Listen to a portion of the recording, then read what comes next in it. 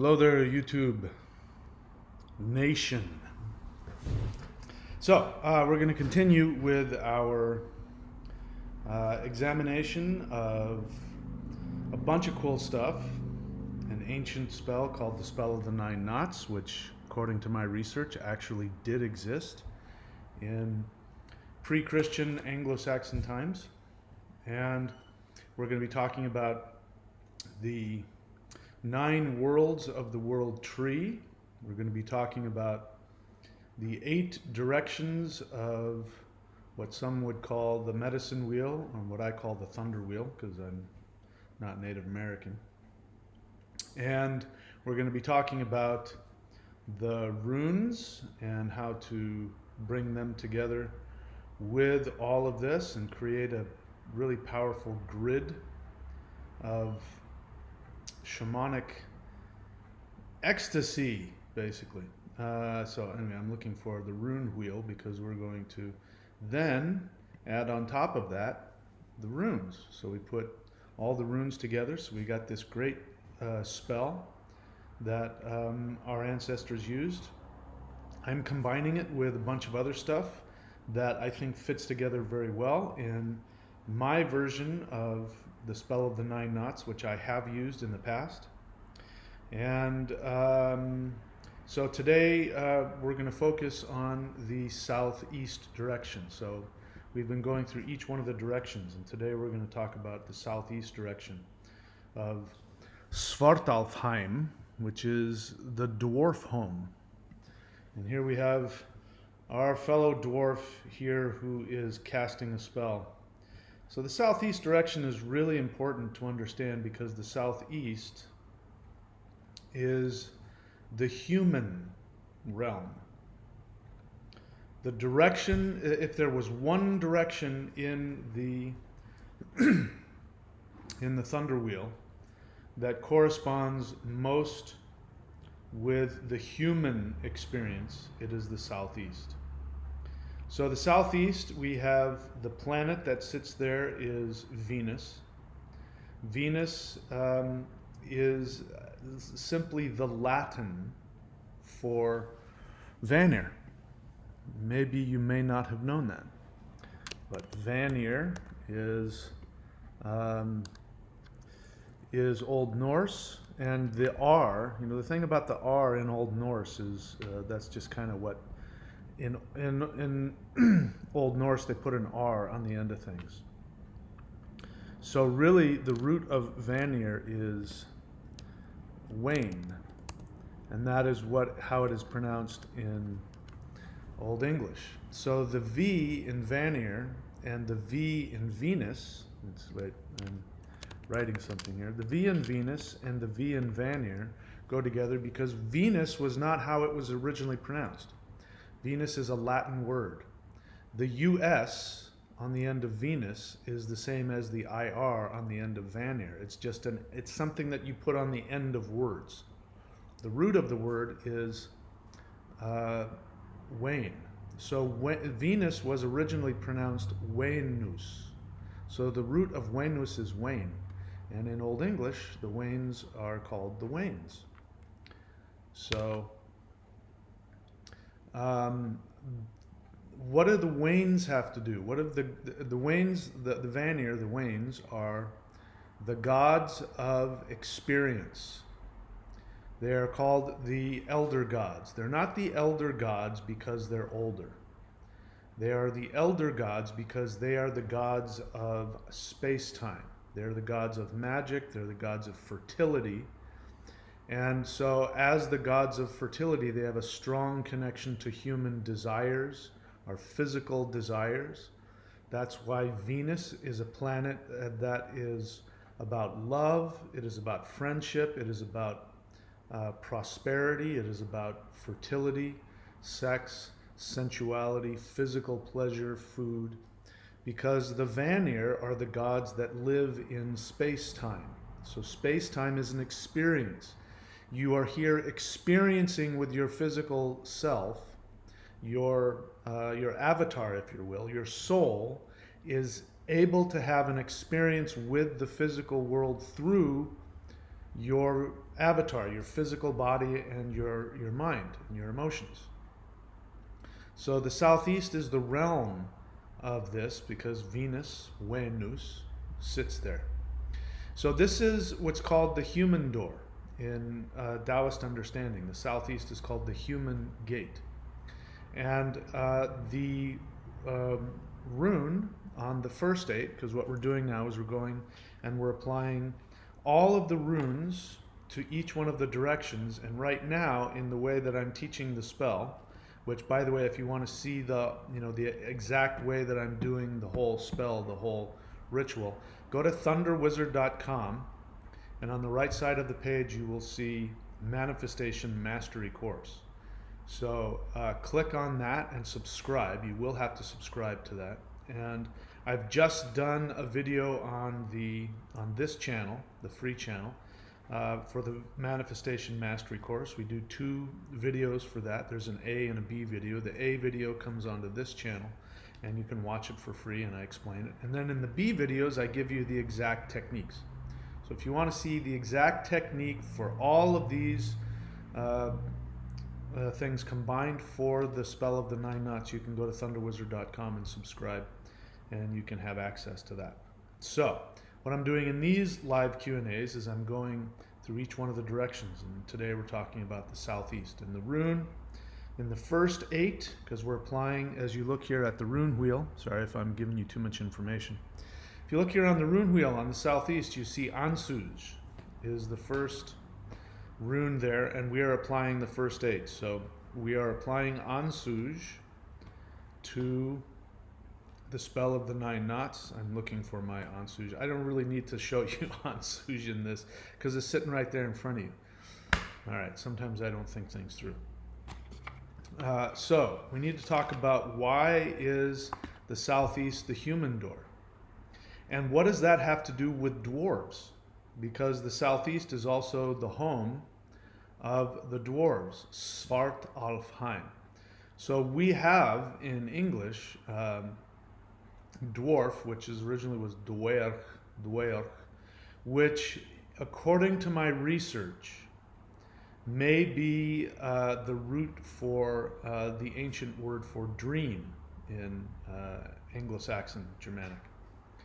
So there's an interesting, I don't even know what you would call it. There's an interesting magical text which is from Middle Ages when the Anglo-Saxons were converting to Christianity. And so there was a time when there was this mixture of pre-Christian folk magic and Christian types of prayers and rituals that they combined together. And the lacugna, something like that, I forget what it's called. I forget what it's called. But there is something called against a dwarf, and in Old English it's called with dwergam. Now, with used to mean against. Now it means with, but before with, our ancestors used the word mid, just like they do in German today. Mit means with, and with meant against.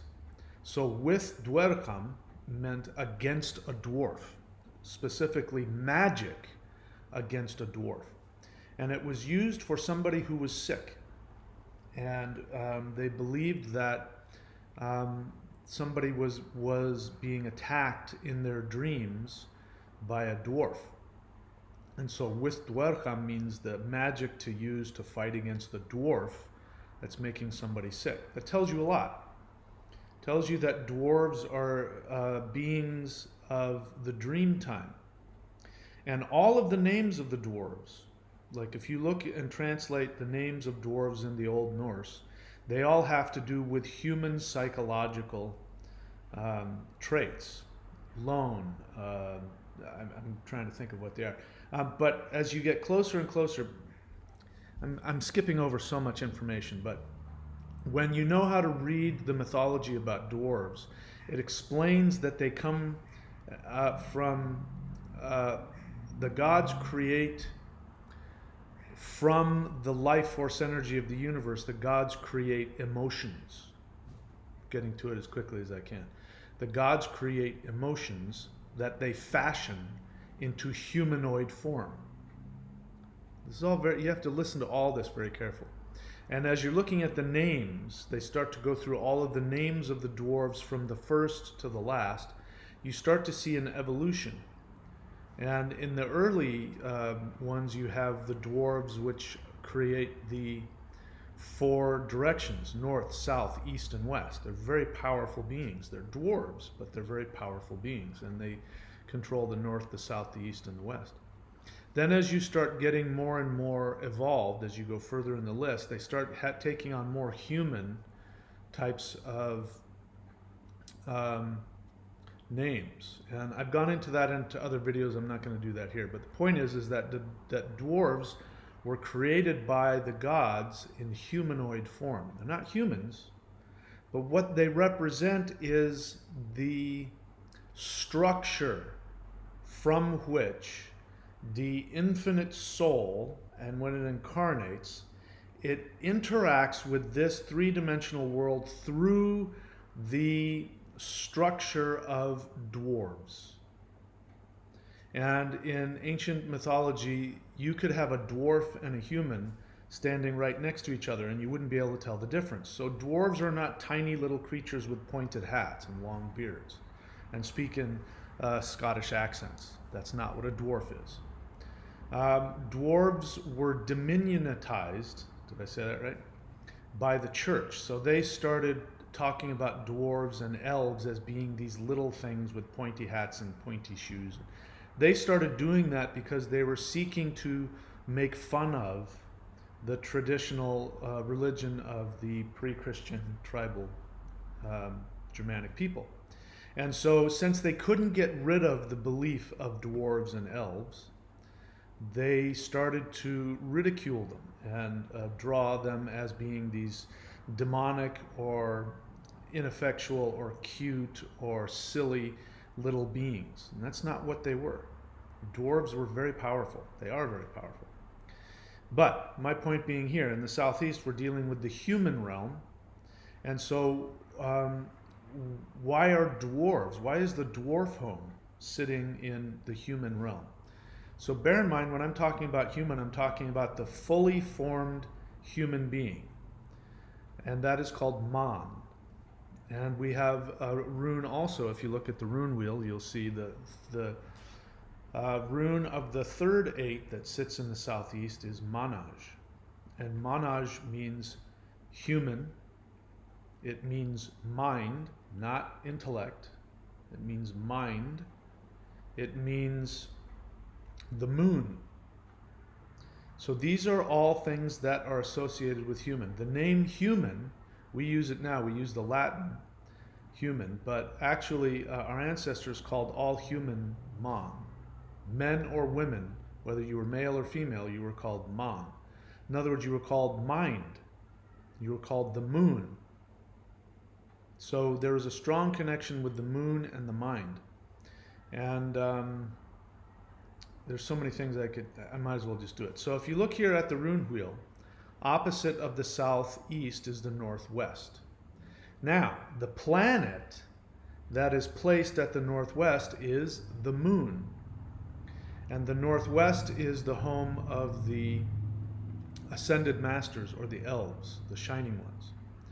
What it means is that, and as you see, one thing that the Lord of the Rings got right in its portrayal of elves and dwarves is that when the dwarves come into the presence of the elves, they always bow down to them, because their natural state is to take guidance from the elves, which means that we as humans, our mind, our Man, needs to be guided by the higher essence of the human harmonic, which is the elves. The elves are where all humans are destined to go. So the moon sits up there and looks down from the elf home down into the dwarf home to shine upon the dwarves the inspiration of highest awareness.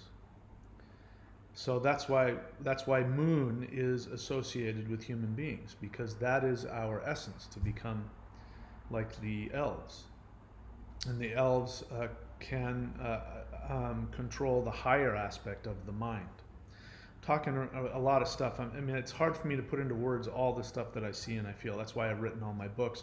Courses.thunderwizard.com. You can find all my books there, everything that I teach, and all of my courses, all of my services. You can find there. Courses.thunderwizard.com. So Manaj is the rune for the human gate.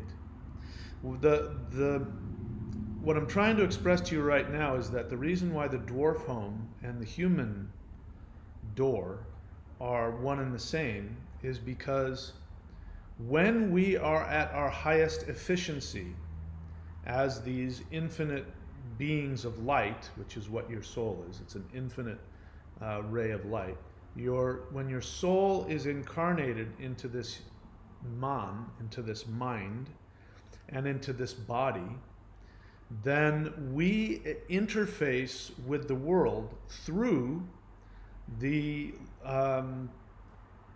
limitations of the dwarves, which are emotions and which are psychological traits. And so that is our limitation. And so this is part of what meditation is about. The SouthEast is a realm of meditation. Meditation is about being able to have all of our feelings and be able to then have the consciousness to take constructive action on those feelings. Now, a dwarf is different. A dwarf is completely run by his or her instincts. So they're impulses. So somebody who we could call a dwarf is somebody who has not fully opened up their mind, their human. The gift of being a human is to have the mind, the divinely inspired mind, which we get through meditation. And a dwarf can only respond to their emotional impulses, or they can only respond to their psychological patterns. So a human is said to be above a dwarf because they can have all their dwarf instincts, their emotions, their psychological patterns, yet they have mind. And with their mind, they have the ability to see from above, because the other thing the moon does is it looks down on the earth from above. So when you're operating from the mind, from the moon, from meditation, you can see all of your thoughts and your feelings, and you can go, wow, that's interesting, but here's what would be the outcome of that. Following that impulse, following that, you're going to get this, this, this, and this, and that's going to affect other people in this way. One of the things that the elves do, remember that the elves sit up and look down from the northwest, look down into the world of the humans and the dwarves, is that they have the ability to see from a distance the effects of human behavior on all other life. So whenever you work with the elves, you know you're working with the elves when you have an awareness of how your behavior is going to affect not just your life, but the lives of people around you. That they can see that there's this unity, that there's connection between all consciousness. And so they're constantly, everything that they teach, even if you come to them and ask for some simple thing about, how can I make more money? And you're talking to the elves are going to answer you in a way that helps you understand how you can help other people and help yourself at the same time. And so dwarves are very selfish in that, and you see in the mythology they can be very destructive or they can be very constructive. And they're very they can be dangerous, they can be devious. What it means is that they're operating from their emotional perspective, but they're extremely magical. So this is where humans get their ability to intend and create their realities, from the realm of the dwarves. Are you putting all this stuff together? I lay it out more simply in my books. So you can go to courses.thunderwizard.com, look for my books. And I give you, I'm just trying to take, understand what has happened for me is that when I started working with the gods of my ancestors, I got these downloads that were like huge concentrated chunks of knowledge. So in me, it's all there. It's all sitting inside of me. My my challenge is to take that concentrated chunk of knowledge and put it out in words, strings of words that you can get all the information and put it together. What ends up happening is sometimes I get so overwhelmed I throw out too much stuff at one time. So it's hard for me to stay on. That's one of the reasons I'm constantly shifting on tangents, because it's really hard for me sometimes to put this stuff into words. But hopefully you can see where I'm going with this. So let's get back to the spell of the 9 knots. Spell of the 9 knots is, where did it go? 9 knots, there it is. So what I've done, as I said, is I have taken the spell of the 9 knots and I have attached it to the 9 worlds of the world tree, the 8 directions of the medicine wheel. And so let's just read the spell as we have it now. So the spell is 1, it has begun. 2, it shall come true. 3, it comes to me. 4, I open the door. 5, it comes alive. 6, my words are fixed. 7, by the stars of heaven. 8, release my fate. 9, it shall be mine. So the idea is that you have a very clear intention of what you want. What I recommend is that you spend at least a couple of days really thinking about what you want to do. Because what this spell will do, which is different from, say, doing like a 40-day mantra ritual, is that this spell is designed to get you to take all of the 9 aspects of yourself, which is also all of the 9 worlds, and to use all of that power to shift into a new timeline. This is a spell through which you want to if you're like, I've got to make a shift in my life.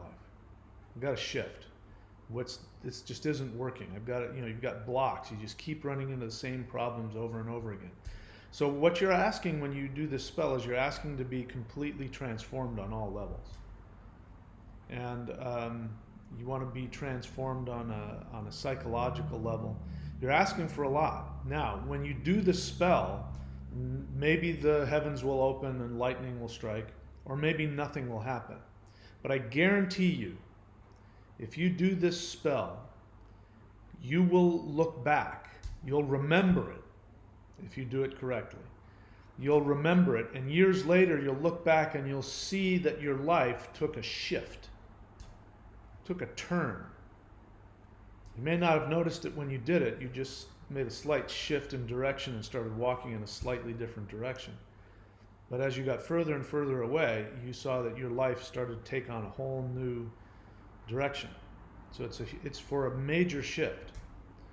So that's why you should spend a couple of days thinking about exactly what you want, because what you're going to be asking the universe to do is to shift you on all 9 levels so that you will transform your thinking, your awareness, and your essence to accomplish what your goal is. So let's say your goal is to, you're in a block and you're not making the kind of money that you want. You know that something needs to change. You don't know what. You've tried all the conscious affirmations and nothing has happened. And so you do this spell and you think clearly about, for a day or two, you think clearly about, I want to have my life go up like this. I want to make X amount of money. I want to do this kind of work, whatever it is. And I want my life to change in this way. And then you will do the spell. Something may or may not happen right when you do it. But what you've set in motion is for your psyche to be transformed.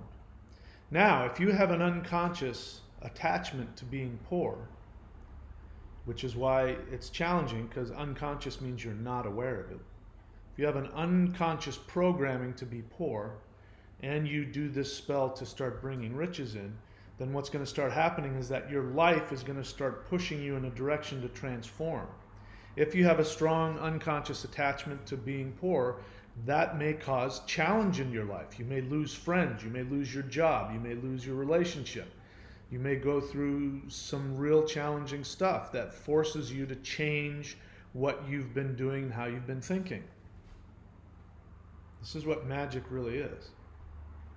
So in this realm, getting back to where we are, we're talking about the Southeast. So, we've talked about each one of the directions. We'll talk about again. The north, one, it has begun. The north is the realm of the waters of life, which represents unmanifested potentials. The closest we get to Gunungagat, but it's actually that energy has now begun, just started its transition to physical manifestation, but it's the waters of life, meaning you can't really put your finger on it. It isn't manifest.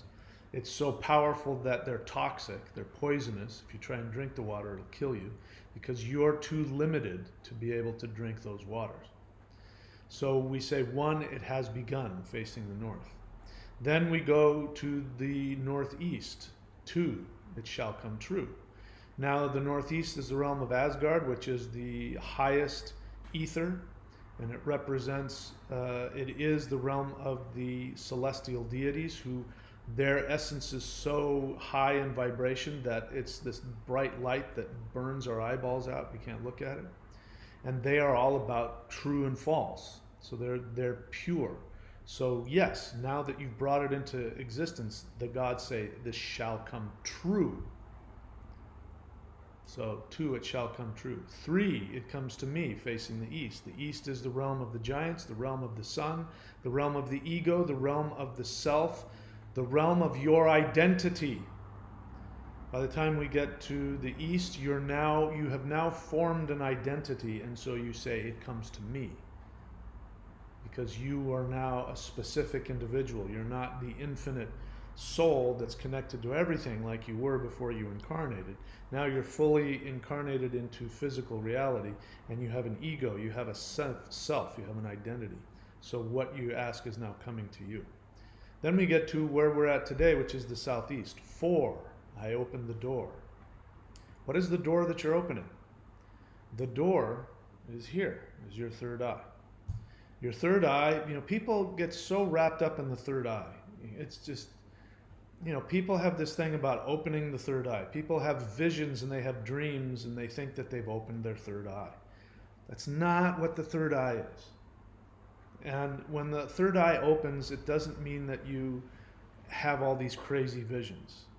It means you see things for what they are. I'm not saying this because I don't want to apply these kinds of things to myself because I don't want to be limited by them. But somebody could say that my third eye has opened when it comes to being able to understand the essence of people's questions. Because you'll notice on these Q&As, when people ask questions, many of the times I won't even answer their question. I'll say, that's not what you want to ask. What you want to ask me is this. Because I can see through the question to what your true motivation is. Some people aren't ready to see that, don't want to see that, but that's what I do. Now, I'm not saying that, but somebody could make the argument his third eye is open because he can see the essence of your question. It doesn't mean that I have X-ray vision and I can see through walls. It doesn't mean that I see dragons float. It doesn't mean any of that stuff. 4, I opened the door. You're opening the door of your third eye to manifest, because the third eye takes in, but it also projects out. You can project out your intention with your third eye, which is where the southeast is connected. It's interesting, the third eye has a strong connection to the root chakra. So this is again why you don't have to have all your chakras open. Your energy doesn't, just because your third eye open doesn't mean that you've achieved enlightenment. Your third eye has a strong connection to your root. So whenever the root is stimulated, it stimulates the third eye. And have you ever noticed that when you go to sit down on the toilet, what do? You want to read.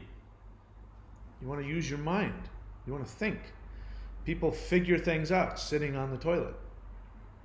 It's because there's this connection to knowledge, the third eye, and the root chakra. So 4, you open the door to your manifestation. The first 2, 1, it has begun.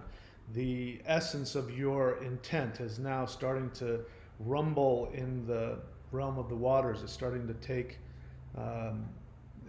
gather resources and energy. 2, it shall come true. Now the gods, the highest awareness, the purity of conscious awareness has declared that this shall be true. It shall exist in the way that you choose.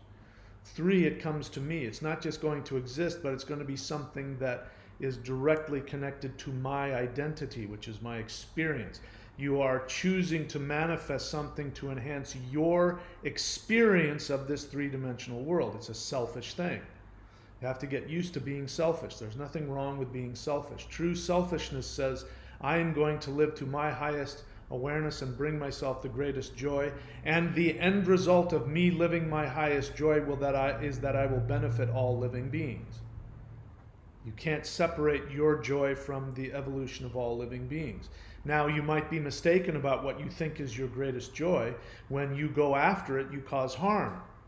So somebody who doesn't trust the universe goes out and starts to steal, thinking he's making himself happy, but he's harming other people. So that's not his truest joy. It's not, that's selfishness. He's operating on the self, but he's not operating on the true self, which is the soul. And then we get to 4, I open the door. I take that knowledge and I open the door of my third eye and I intend it to be formed into this reality. 5, south, it comes alive. That everything has a consciousness. This is what shamanism is. This is the difference between shamanism and just religion. And this is why I like shamanism, because shamanism doesn't have all of that, all of those judgments, positive and negative. You know, the idea of enlightenment is a judgment. To say, I want to be enlightened means that you're judging where you're at now as being less than enlightened, and that if you achieve enlightenment, you'll be above it all. Some of the most angry, destructive people are the people who think that they're spiritual, you know, the love and light crowd, that don't want to deal with anything uncomfortable. They can't handle it if you have negative feelings. You step on their toe, you know, and you're wearing high-heeled shoes and you step on their toe and they get angry at you. And you say, hey man, don't give me that I'm not going to deal at that level. Well, you just stepped on my toe. It hurts. I'm angry. That's not a sign of awareness. You're looking down on somebody that has a feeling you can't tolerate. And of course, that's because you can't look at it within yourself. When you judge other people, you judge yourself. People who feel above other people means that that they're judging their own feelings. So a shaman doesn't judge his own feelings or her own feelings, no matter what it is, anger, happiness. Now, your actions have to be in line with the highest good of all essence, but that doesn't mean you deny. Your feelings won't, this is one thing people, you know, again, the law of attraction people don't get. People who are immature or insecure, they can't tolerate their negative feelings. They can't tolerate other people's negative feelings. Having a negative feeling doesn't do anything. It's just a feeling. What you do with that feeling is what's important. If you stuff that feeling down, that feeling has an awareness. That feeling will express itself on an unconscious level. So that's why those people who walk around and pretend everything is love and light, you know, when it comes time, they're going to snap on you. They're the ones that get the most angry, judgmental. They're the ones that will turn on you, flip on you, betray you, and then they'll justify it as they're superior to you, and that's why, you know, you're less than them.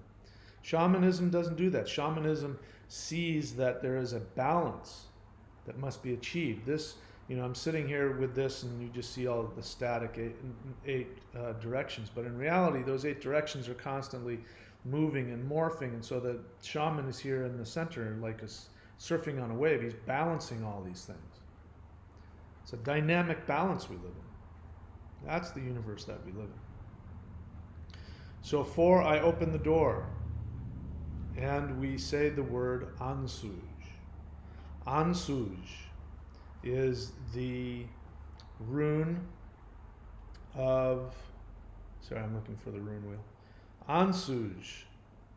Ansuz is the rune of communication. It's not just the rune of communication, it's the rune of divine communication. It's called the God mouth, Ansuz. It means to communicate to the gods or to hear the gods communicating to you. This is interesting because this is sitting in the realm of the Dwarves. And the dwarves need, in order to do their job, they need to hear the communication of the elves. Again, this is something the Lord of the Rings got right. When the dwarves are in alignment with the elves, they build and they create things that empowers the gods. The gods' tools and weapons all come from the dwarves. The dwarves make them all. Loki creates the situation for them to do it, but the dwarves are the ones that build it. So your mind, your man, your magical essence of that which is human is what brings into reality your intention. And so we have this divine communication that comes from the elves, from the gods, to our human self, our dwarf essence.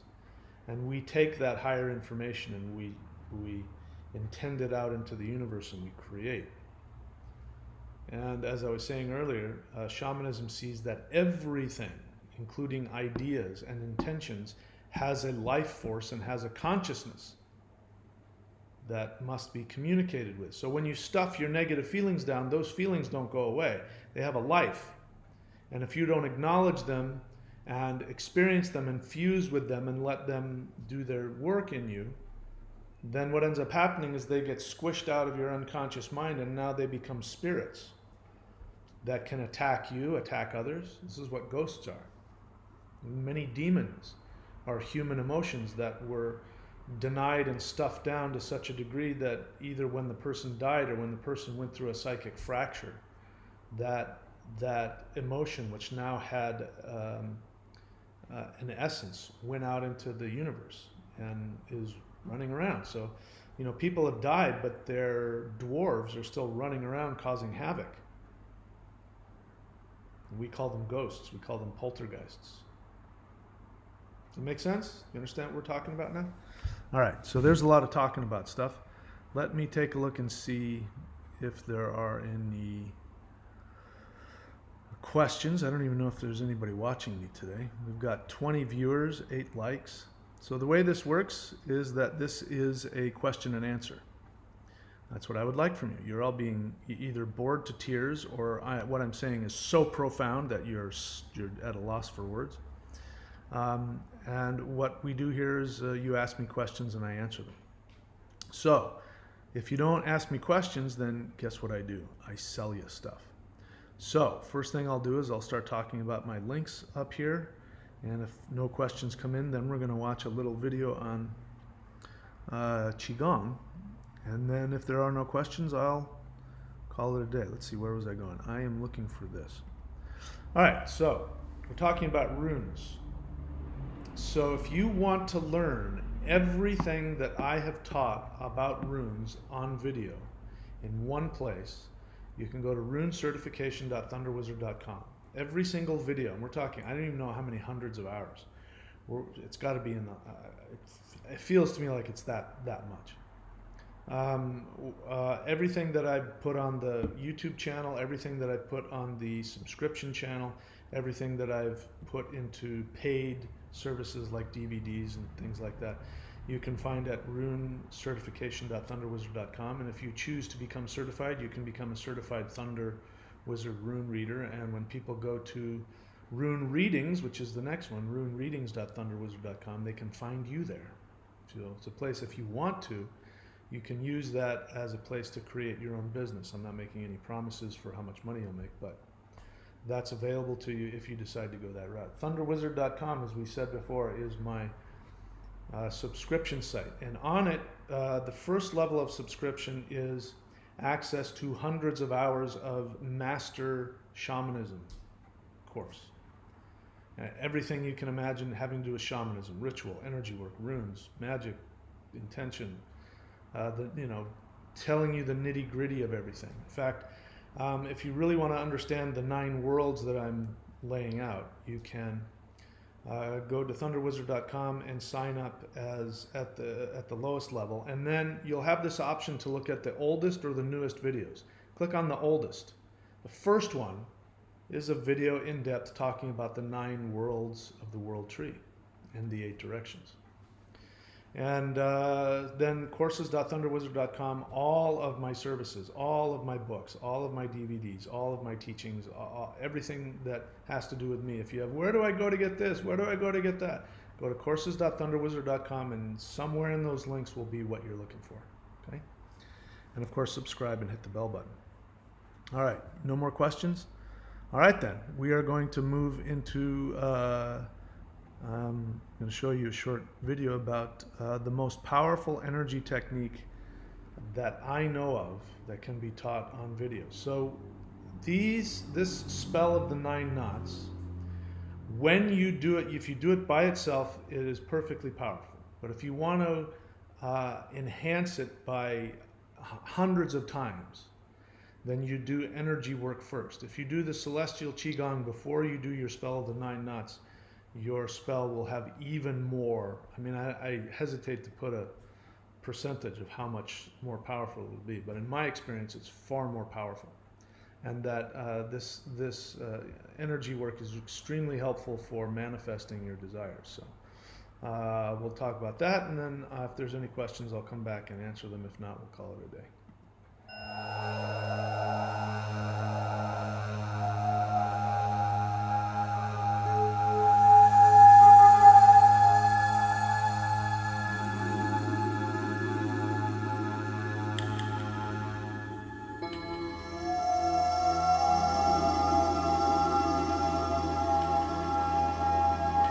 Hi, I'm Michael Denny of SpiritTao.com, and this is Celestial Negong Part 1. Celestial Negong means that this is power that is descending from heaven. And the idea is that we are all microcosms of the entire universe. You are the entire universe, and everything around you is simply the projection. You are looking within yourself. So when you look up into the stars at night, you're actually looking deep within your own body. When you look at the sun, the moon, the trees, the flowers, you're looking within yourself. This is Negong. And so what we're doing is we're simply releasing that infinity from within us. You are tapping into and releasing the power that is within our own body, our own cells, our own organs. So one of the reasons that I'm making this DVD is in the hope that the essence and the spirit of the teaching of the Shang-Qing arts can be taught to the world at large, and it is my hope that the core essence of what the Shang-Qing tradition is will continue to live and grow and evolve. As we move on into the Aquarian age, everything is changing. I don't need to tell you that. The entire world is changing, and what we are seeing now is that if people hold on to external things, they are very challenged in life. And those who are making the transition into the next phase that we are moving into in the world as we approach 2012, those who look within and find their source of strength from within, those are the people who are getting the most out of life and will make the transition into the next phase of evolution most comfortably.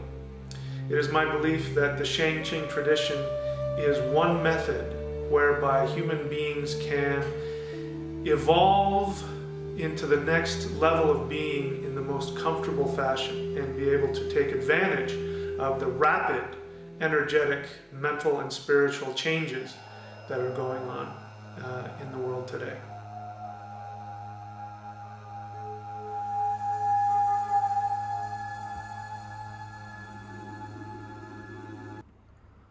All right, so we're back.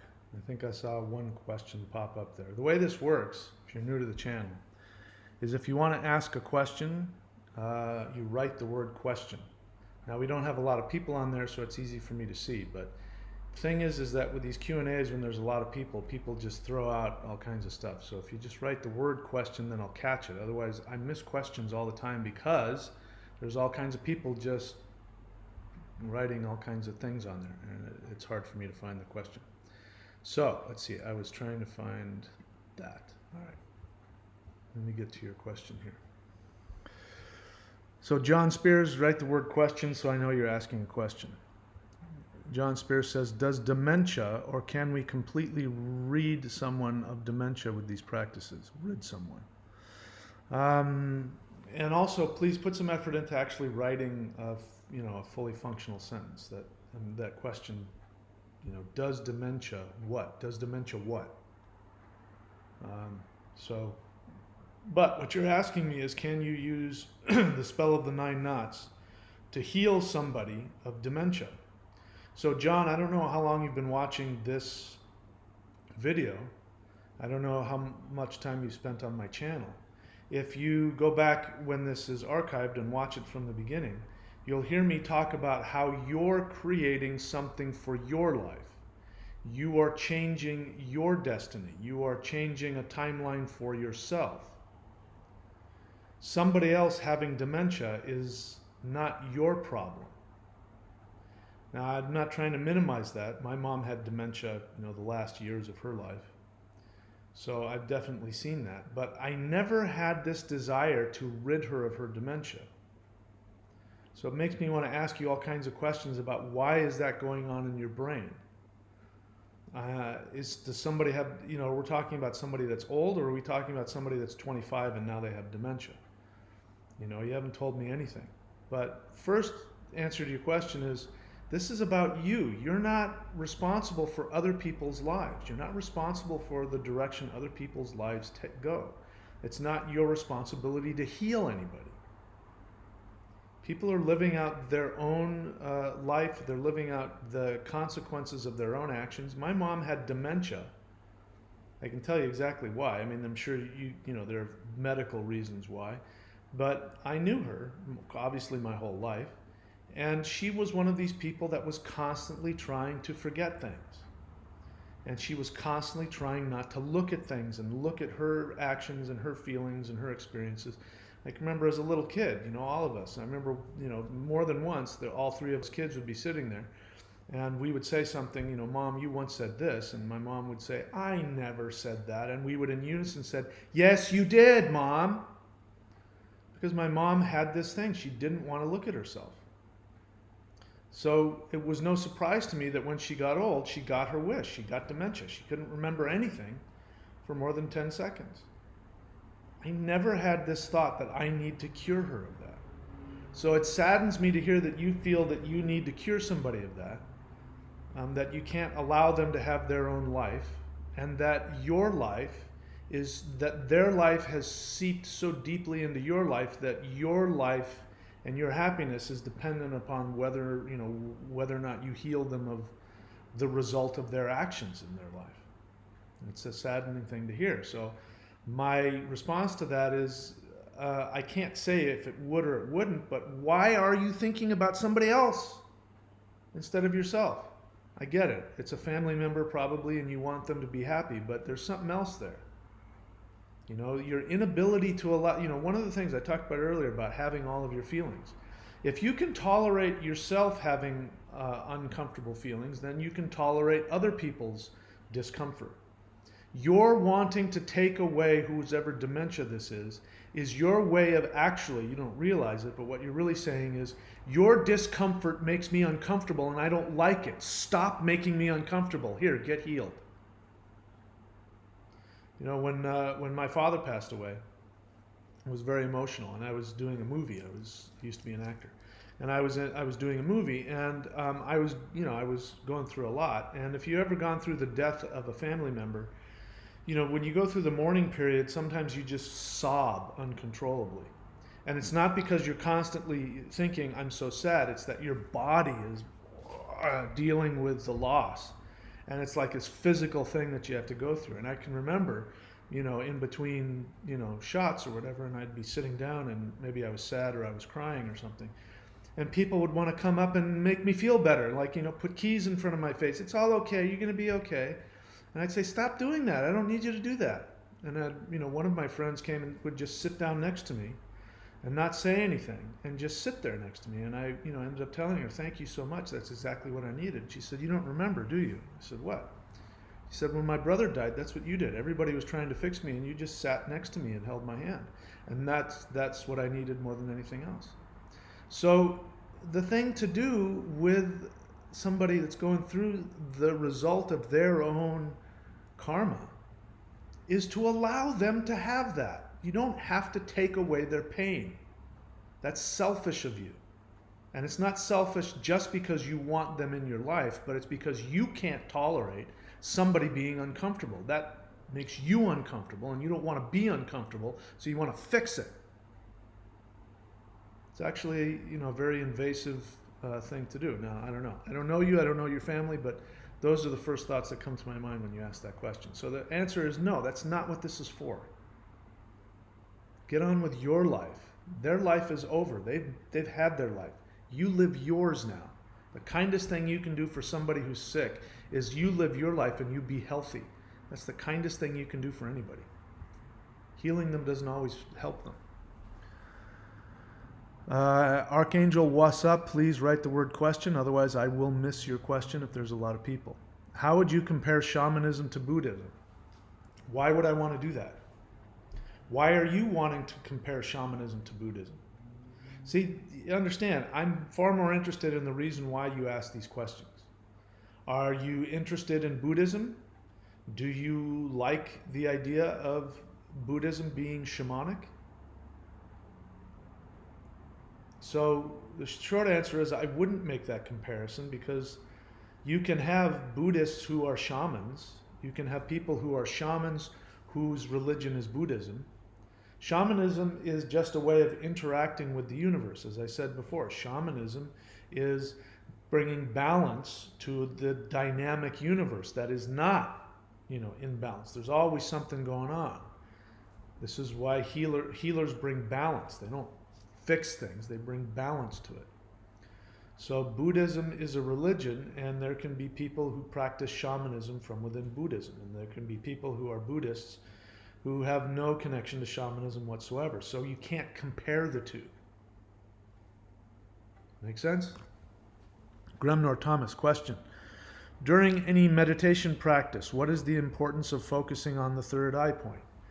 What is the importance? Who said that there is an importance to focusing on the third eye point? And what kind of meditation are we talking about? There's so many there's thousands of different kinds of meditation. So, I've done meditations where you focus on the third eye. It's just focusing on this area. And I do a lot of meditations where I don't. These days, I don't even try and deal with it. It's a waste of time. Because the third eye will open on its own, and sometimes when the third eye opens, you don't realize it. As I said before, the third eye isn't seeing all the colors of the universe or being able to read people's auras. That doesn't mean your third eye is open at all. Your third eye opening means you get to see into the heart of things. That's it. So I can't answer that, because some specific meditations, the directions are you sit in this posture, you have this mudra, you close your eyes, and you focus on the third eye point. I would have to know what the meditation is to be able to answer that. Cynthia Louise Shaw, question. When on the shamanic journey, do I ask directly from the dwarves, or do I need to have the approval of the Northwest to have my request? That's first off, just let me say, just stop trying so hard. Stop trying to, give yourself the right to do what you want to do. Again, a shamanic journey? A shamanic journey is a specific type of meditation, and you can use music or you can use drumming, and the idea is that you are going to travel to another dimension to get information. So asking the dwarves or getting permission from the elves, and it's just too much. You're trying too hard. Just stop putting yourself under all that pressure. Just learn learn a specific method of shamanic meditation and go do that. If you want to take a meditative journey to speak to the elves, you can do that. The dwarves are here to Cynthia Louise Shaw. My instinct based on that question is you haven't read my books, which is okay. If you're new to the channel, you don't even know I have books. So go to courses.thunderwizard.com and you can read about that. You can also go onto my channel. Let me tell people how to do this. It's really important. If you want to get the most out of my channel, just showing up on a Q&A and watching a video here and there is not going to help you. The main purpose of this channel is to explain all of the resources that I make available to you. So read the books, watch the videos, do the practices, then come on here and ask me questions. Then I'll be able to really help you out.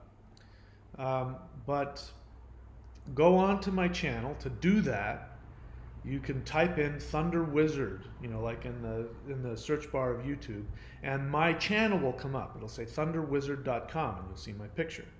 Thunderwizard, DOTCOM, and you'll see my picture. Click on that. That will take you to my page, my channel page.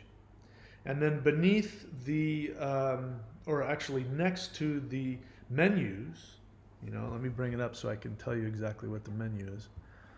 Right? So YouTube, my channel.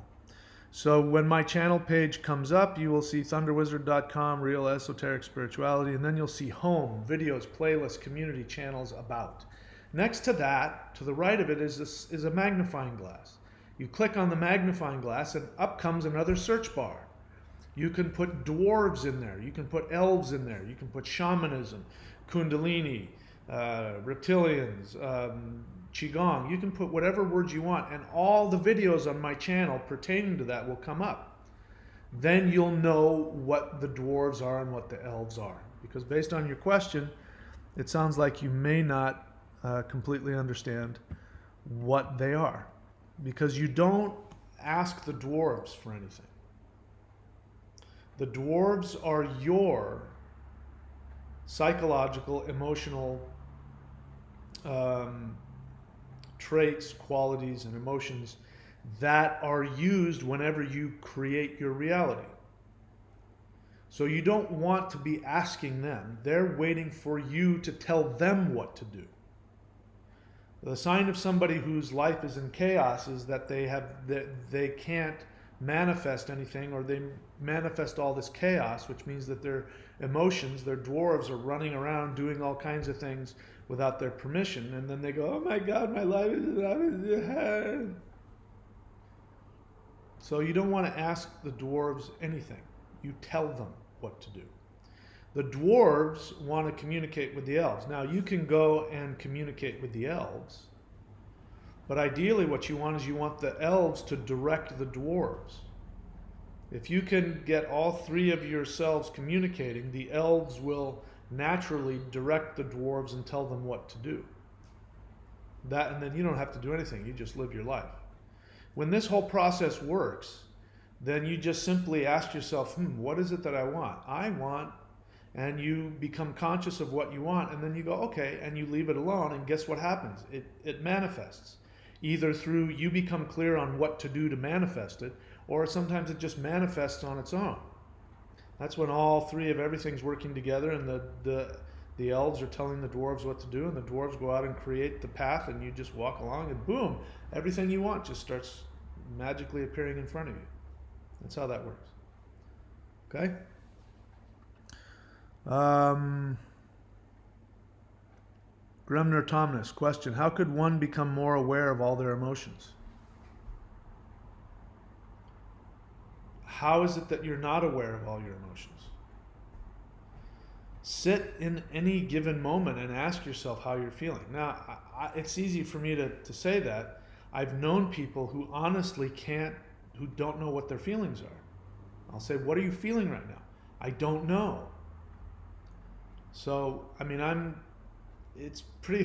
am such an emotional person that it's very hard for me not to know what I'm feeling. And so, for me, when I was younger, like much younger, I went to a lot of effort to try and get rid of my feelings because they were too intense. But since I've come to understand that feelings are power, it's better for me to be conscious of my feelings. So there's all kinds of ways. I mean, if you're that disconnected, this is what therapists are for. You go see a psychologist and you sit down and you say, I want to be able to become more aware of my feelings. And they ask you questions and they help you.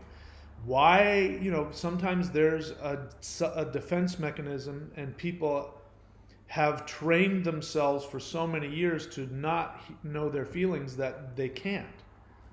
I don't know you, and I don't know why you're asking that question, but the easy one is just to sit and listen and say, what am I feeling? Another one is to write. And you can just write, there's a practice called, I forget what they call it, but you basically wake up in the morning and you have a pen and piece of paper and you just start writing. I'm looking out the window and the sky is blue and the birds are chirping and I don't like that guy's shirt next door and my mother used to beat me. And then things will come up. And then you'll become aware of the feelings that were in there. So there's all kinds of methods, all kinds of ways. But, the first question I would be asking is, why are you not aware of your emotions? What is that all about? Archangel, what's up? Okay, so we're only looking for questions here, so that's not a question, so I'm not going to address it. John Spears, question revised. So let's see, I have to look back at his earlier question so I know what he's... Okay, so in other words, can we use the spell of the 9 knots to heal somebody of dementia? My father has dementia. I've been looking everywhere to find a solution to get him back to his normal self, or better than he was, and I'm asking, will the practices that you're teaching... He doesn't finish the sentence there. John, did you hear me the first time? You're misunderstanding how this works. I don't know how old your father is, and I don't know why he has dementia. I feel for you, and if there is some medical thing for his dementia, I hope you find it. So look for that. But you are operating from this assumption that he is not following the life that he needs to experience. I don't know that. I don't know your dad. But if he has dementia, this is a result of what his soul is seeking to experience in this life, and or it is the result of the actions, the thoughts, could even be the karma from past lives. So you have to let it be okay. It's not pleasant. He's not having a good time. You don't like watching it. But it's not your job to fix him. Like I said earlier, your desire to heal him is coming from your selfishness. It makes you uncomfortable to see him that way. You don't want to be uncomfortable, so you want to fix it so that you won't be uncomfortable or in pain.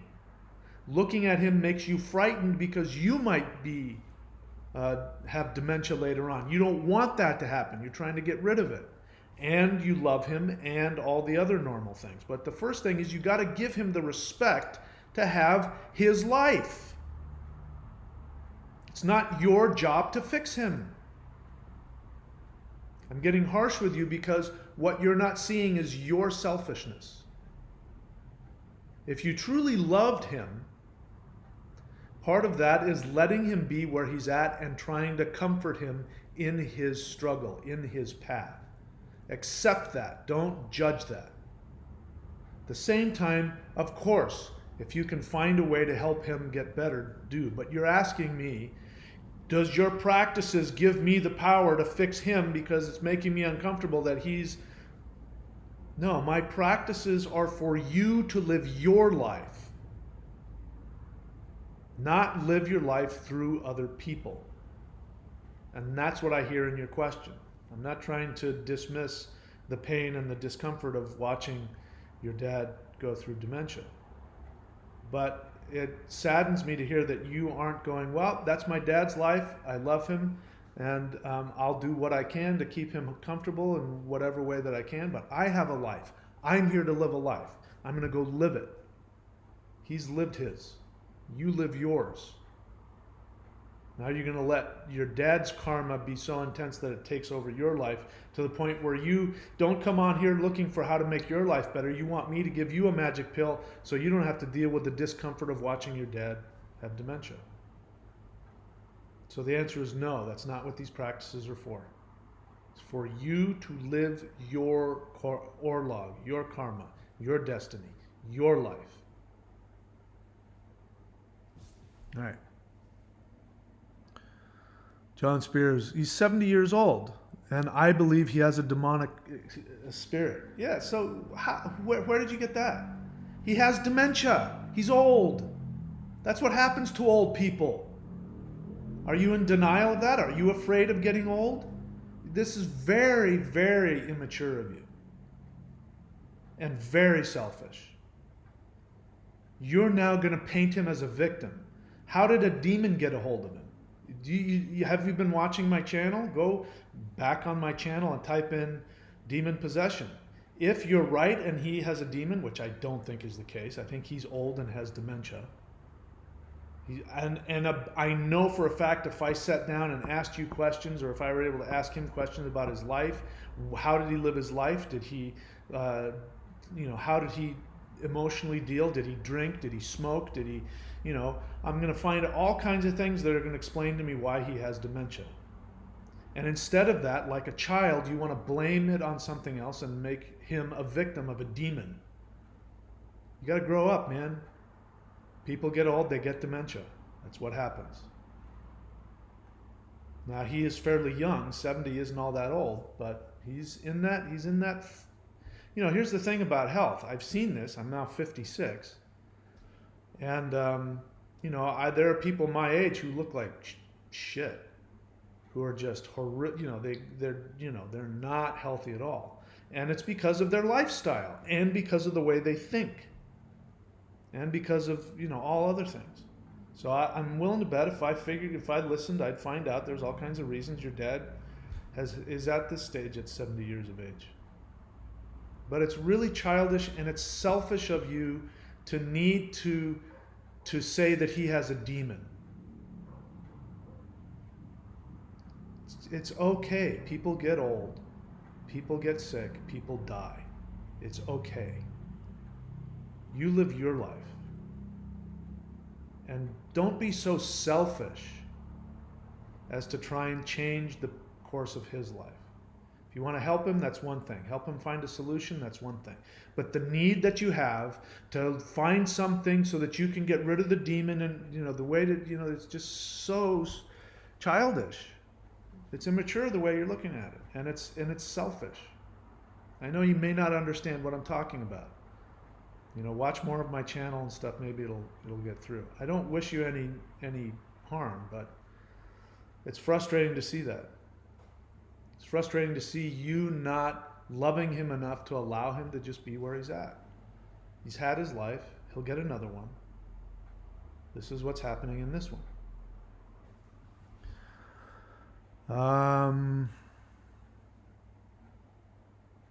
So Corey Brink, this is a question and answer for me. I appreciate your desire to want to help others, but I don't like that. I don't want people giving advice because I don't know if you know what you're talking about.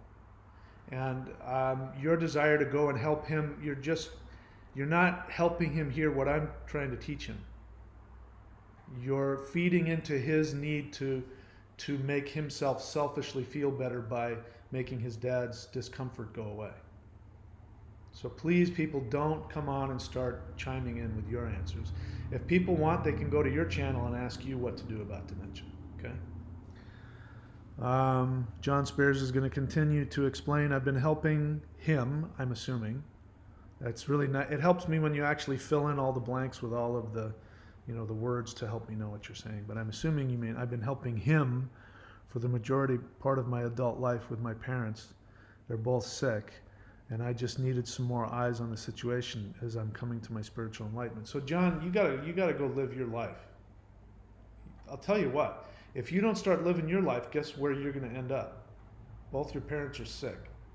There's a reason why they're sick. I don't know what it is, but you gotta live your life.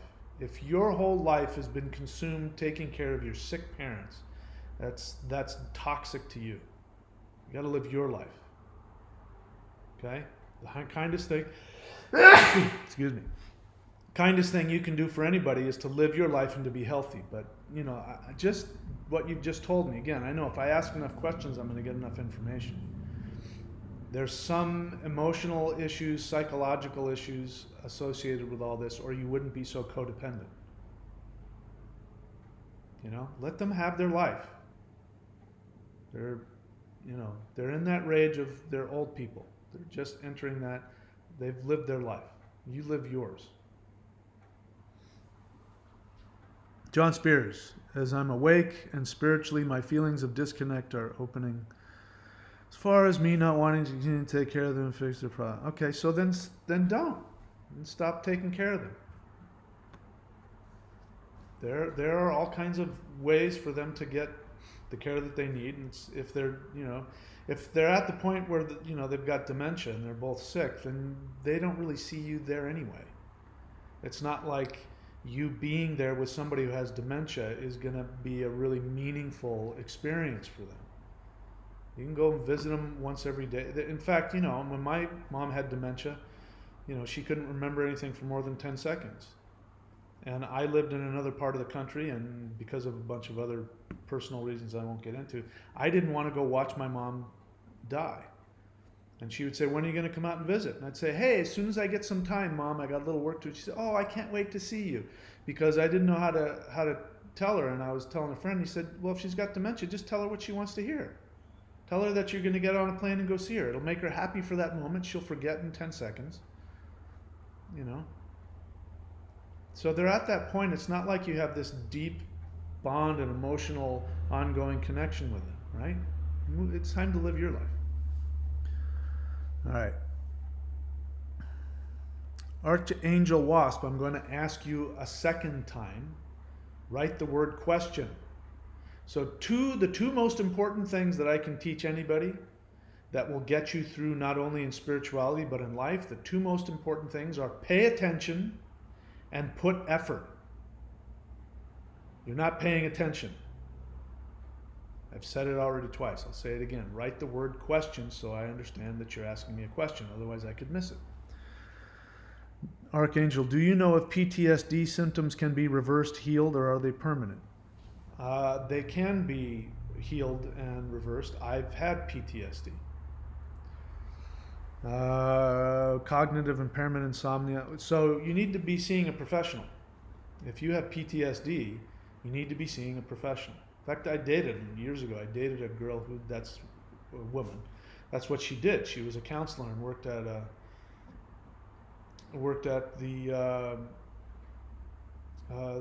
what do you call those people? Veterans Administration. And she was a counselor and counseled people coming back from war who had PTSD. So if you have PTSD and you're not getting help, you're doing yourself a huge disservice. If you are on here because you think I am a teacher and you want to learn from me, then that means you got to be willing to do what I do. If you think, I'm not saying you are, but see, I tell some people you need help. You need to go get therapy. You need to work with me, something like that. And they'll say, no, you know what? I'm going to be my own therapist. And they're like having, they're having visions, and hearing voices. And I'm like, you need help. No, that's okay. I'll be my own therapist. You can't do brain surgery on yourself. Even a brain surgeon has to get another brain surgeon to do brain surgery on them. If you have PTSD, you cannot heal yourself. You can do there are things you can do which will help, but you do need outside help. You need to go get help from a therapist who deals with PTSD. Grimner Thomas, question. I'm currently doing the Thurisaj Mudra and ask your view on third eye point during meditation.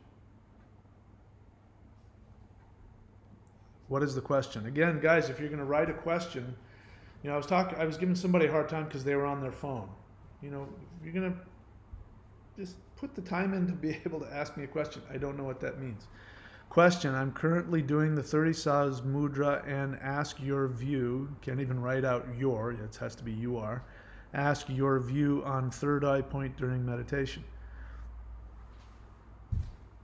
So, are you asking me, do I have some specific direction for you during the Thuri Saj Mudra meditation about your third eye? If it's my teaching and you've got the teaching, the video, do I say anything about the third eye? If I do, follow that direction. If I don't say anything about the third eye, then it means that there isn't a necessary thing in there. Again, pay attention. You're asking me. See what I mean? I can't tell from your question what you're asking. Are you asking me, will you please tell me what the effects of the 30 Sahasrara Mudra meditation is on the third eye? Are you asking me that? Then you have to make that clear. I can't tell that from the question. I've said earlier, I don't give a crap about the third eye. It's totally overrated and overblown, and I don't know why it's important to you. Sometimes with any meditation, especially one that has energy, you'll feel some pressure right here. That doesn't mean anything either. It is your third eye. It just means that the energy is flowing through the meridians, and the third eye meridian is, energy is flowing through it. Doesn't mean that it's on the verge of being opened or that you need to worry about it. When you go to the gym and you lift weights and blood goes into the muscles, it's because you're lifting weights. You're doing meditation. Energy is going to flow through different energy points. The third eye is one. When the energy is there, sometimes you feel it. So I don't know if that's what you're talking about or not, but if you're asking about my meditation that I've taught and the third eye is important, I will have told you what to do about that. If I haven't said anything, it means it's not something you need to worry about. All right, what else? Nothing else? Nothing else. All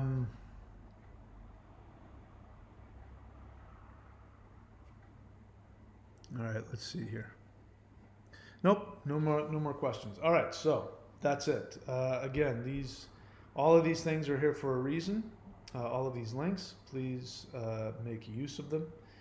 The best way, if you want to support this channel, and if you want me to keep doing these daily videos, which I'm planning to the best of my ability to start making more videos, if you want to support that, then go to thunderwizard.com and subscribe at whatever level you want. That's one of the best ways to support this channel and to support this work and help me to continue to do these videos as often as possible. That's it for now. I can't think of anything else. So I appreciate your time, and I thank you for your patience. As you know, I can be kind of a pain in the rear end when it comes to Q&As. And that's all. So, yep. For me, it's Sunday. For you, if you're in U.S. or Europe, it's Saturday. So enjoy your weekend, and I will talk to you guys soon.